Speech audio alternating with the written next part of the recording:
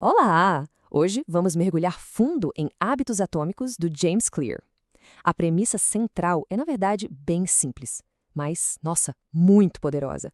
A gente vai ver como mudanças minúsculas, daquelas quase imperceptíveis, podem levar a resultados simplesmente extraordinários. E para entender a força por trás dessas ideias, não tem jeito, a gente precisa começar pela história do próprio autor. E ela começa assim com essa frase. É um ponto de partida bem chocante, né, que joga a gente direto no momento que mudou absolutamente tudo para ele. E veja bem, esse acidente não foi só um contratempo. Foi um evento que quase custou a vida dele e que o forçou a reconstruir tudo, tudinho, do zero. O impacto foi devastador.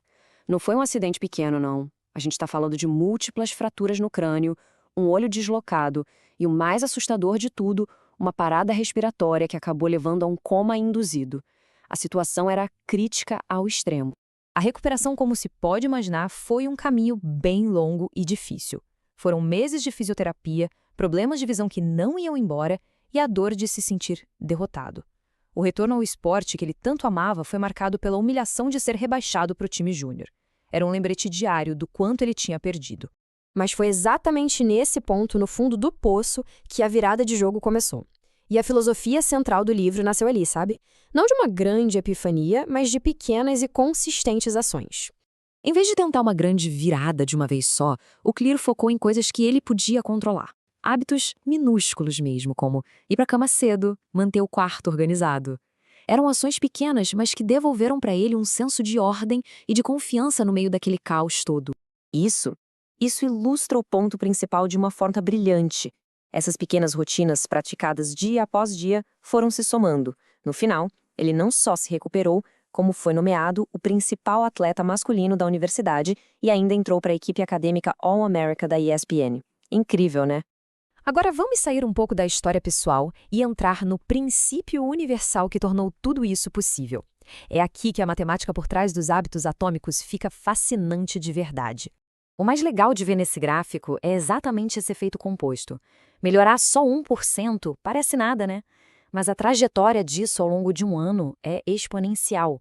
E o mesmo vale por outro lado, para piorar 1%. A queda também é brutal. E aqui está o número para provar. 37 vezes. Melhorar 1% todo santo dia por um ano resulta em um desempenho 37 vezes melhor no final. É um crescimento impressionante, que nasce de melhorias que a gente nem percebe no dia a dia. Tá, mas por que muitas vezes a gente não sente esse progresso acontecendo? A resposta está no que o Clear chama de platô de potencial latente. Pensa num cubo de gelo. De -4 para -1 grau, parece que nada acontece. Mas o trabalho está sendo feito, a energia está sendo acumulada, só esperando para romper aquele limiar. Esse grafo aqui mostra isso perfeitamente. A gente espera um progresso linear, retinho. Mas a realidade é que os resultados demoram para aparecer. E isso cria o que ele chama de vale da decepção. É nesse vale que a maioria das pessoas desiste, sem saber que o trabalho dela está se acumulando e está prestes a decolar. E isso tudo nos leva a uma mudança de mentalidade que é crucial. O livro argumenta que a nossa fixação por metas pode ser, na verdade, o que nos impede de progredir de verdade. Então, qual é a diferença aqui? Metas são destino, tipo, vencer um campeonato. Já os sistemas são a jornada, o que o time faz no treino todo dia. Clear argumenta que, tanto vencedores quanto perdedores, eles costumam ter as mesmas metas. O que diferencia um do outro são os sistemas. Focar só em metas tem basicamente 4 grandes problemas.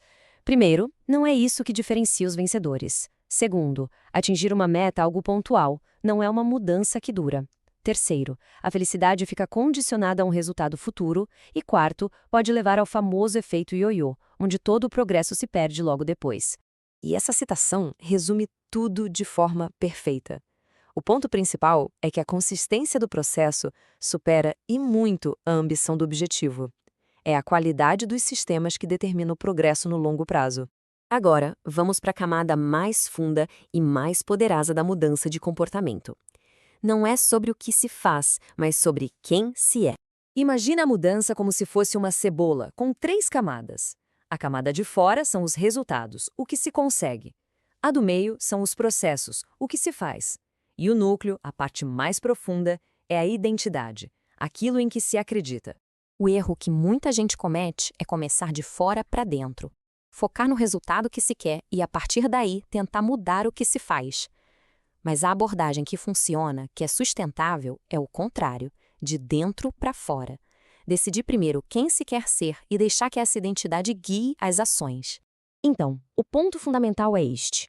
A verdadeira mudança de comportamento é uma mudança de identidade. O foco não é ter alguma coisa, é se tornar alguém. O objetivo não é ler um livro, é se tornar uma pessoa leitora. Faz sentido, né? E como isso funciona na prática? É um processo simples, de 2 passos. Primeiro, decidir o tipo de pessoa que se deseja ser. E segundo, provar essa identidade para si mesmo com pequenas vitórias diárias. Pequenos hábitos que vão confirmando essa nova identidade. Pensa assim, cada hábito é um voto. Cada treino é um voto para se tornar uma pessoa atlética. Cada página escrita é um voto para se tornar uma pessoa escritora. São essas pequenas ações que vão moldando voto a voto a identidade que está sendo construída. E isso nos deixa com uma reflexão final que é muito poderosa. Talvez o foco não devesse estar tanto nas nossas listas de tarefas ou metas anuais, mas numa pergunta bem mais profunda. Com os nossos hábitos de todo dia, em quem estamos nos transformando?